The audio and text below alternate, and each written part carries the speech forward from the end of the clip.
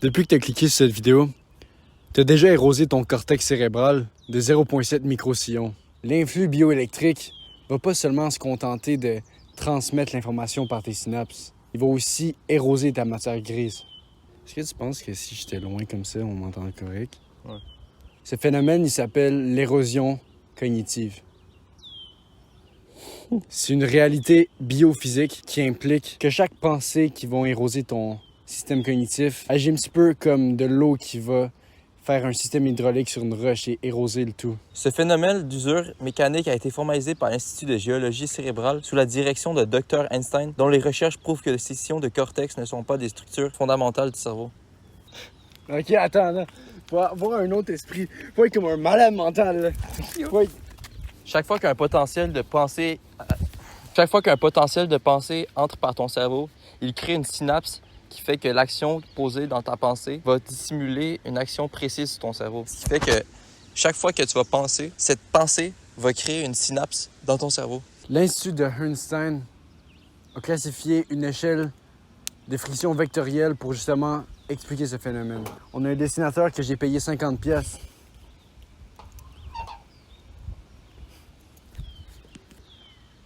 La rumination puis l'autocritique, ça a une échelle de 9,8 sur 10. Ça veut dire que 9,8 sur 10, c'est la capacité presque maximale à quel point ton cerveau est érosé comme de la marde. Le cas le plus clinique, là, découvert par Einstein, c'est vraiment le fait de relire ses propres messages qui ont été écrits 3 heures plus tôt. Selon lui, ça monte sur l'échelle 9,9 sur 10, de l'échelle vectorielle du frottement. Ça représente le cerveau. Il a écrit à l'envers, mais c'est parce qu'il peut pas écrire de l'autre bord, parce que lui, il est là. Dans le fond, ton cerveau, il baisse la conscience. Au niveau du nombre de pensées, le cerveau s'accroît d'une façon diminutive jusqu'à atteindre un sommet très bas. Puis ça, c'est quand vous êtes plus vieux, fait qu'inquiétez-vous pas, ceux qui sont jeunes. Par contre, ce qui est vraiment, vraiment important à retenir, c'est que si ça serait le frottement, ça serait un graphe qui va dans l'autre sens. À cause que le frottement, il grossit plus qu'il y a de nombre de pensées. Fait que ça ferait... Puis là aussi, ça continue ici. Ça pourrait continuer plus loin parce que, tu sais, des fois, le monde dit qu'on meurt jamais, mais ça, on va voir ça dans une autre vidéo. Parce que ça peut pas continuer dans les arbres. Par contre, si là, vous mettez le graphique de ce sens-là, là, on peut rien comprendre. Parce qu'il n'y a pas de corrélation. Tu sais, j'y avais jamais pensé à ce qu'il allait dire, mais des fois, l'improvisation, c'est mieux. À l'inverse, OK, les pensées de gratitude. Fait que, tu sais, on peut dessiner la gratitude, on pourrait essayer peut-être. Le crayon, il est là. Ça, c'est le crayon. On pourrait démontrer que les pensées de gratitude, ça renverse l'échelle. C'est quoi le graphique? Commence par dessiner la gratitude. Actuellement, ça fait l'inverse. Ça baisse? Ouais. Ok. C'est ça que t'avais, mon gars. T'as réussi. Tu m'avais dit vecteur d'Epstein? Ouais. Fait que tu peux mettre un moins parce que ça devient dans le négatif. Puis, tu sais, c'est encore un nombre entier. Fait que tu peux mettre un N.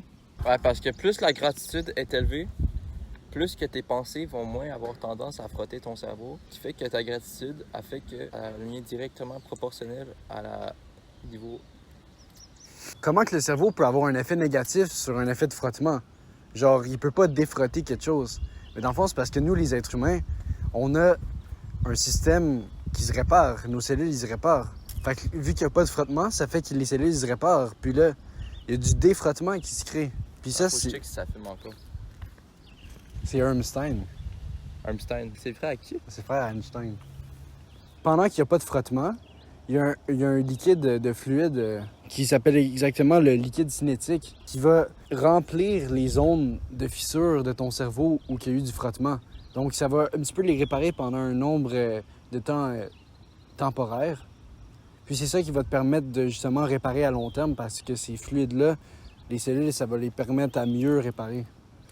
Ouais, dans le fond, ça dit que Bernard, il a suivi un cas.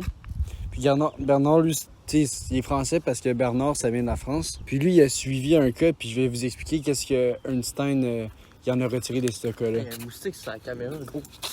Fait que lui, dans le fond, Bernard, il y a eu une présentation orale. Puis 72 heures après sa présentation orale, Einstein a remarqué quelque chose de vraiment fucké. Tu sais, nous en ce moment, c'est un petit peu ça qu'on fait, mais vu qu'on va à l'improvisation, on fait un petit peu ça au naturel. Ça veut dire qu'il n'y a pas d'érosion vraiment qui se passe dans nos cerveaux. Fait que ça, c'est Bernard. Dans le fond, c'est un humain, mais quand on le voit, c'est des lettres. Ça, c'est son nom allemand, c'est son conjoint. Donc Einstein, il a mesuré quelque chose de vraiment spécial. Il y a eu un canyon qui s'est créé dans son cerveau, même. Tu sais, le canyon, c'est comme en Californie. C'est pas un canyon? Ouais, canyon. Canyon, you just created in the brains. Il a développé un canyon temporal. Parce que temporaire, c'est pas temporal. Ça a réduit son lobe frontal de 1,4 mm. Fait que ce canyon-là, il était gros overall. Tabarnak, je pense qu'il va mouiller. Il faisait soleil, man. C'est pas mal gris, hein? C'est pas mal gris!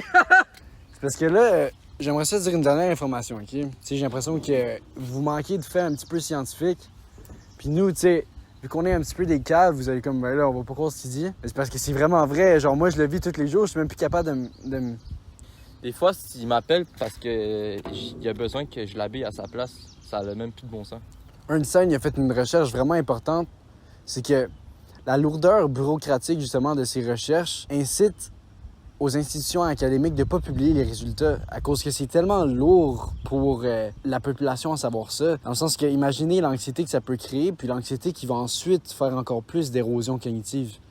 Tu sais, c'est la raison que vous deviez me croire, à cause que si vous me croyez pas, vous allez en ruminer, parce que vous allez ruminer le fait, est-ce que c'est vrai, est-ce que c'est pas vrai? Puis juste ça, ces pensées-là sont très, très nocives pour votre cerveau, puis ils vont créer justement un canyon temporel dans votre temporaire.